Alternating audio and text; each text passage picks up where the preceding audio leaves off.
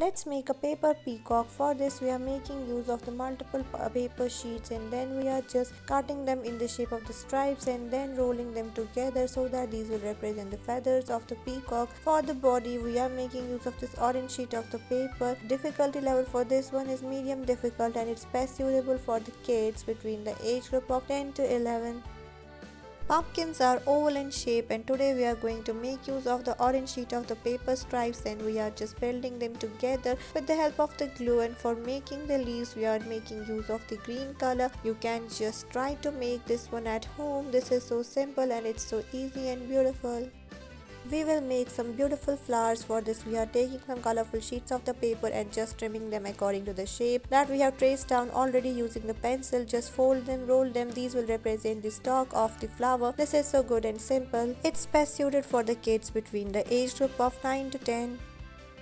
Let's come to our next activity and see what we are going to make. You just need this beach sheet of the paper, then you just have to fold it as shown on your screens. You just have to fold the corners of this sheet of the paper. It's somewhat square shape. Then you again need to open it. This will represent the beautiful box, and it's inspired from the rabbits.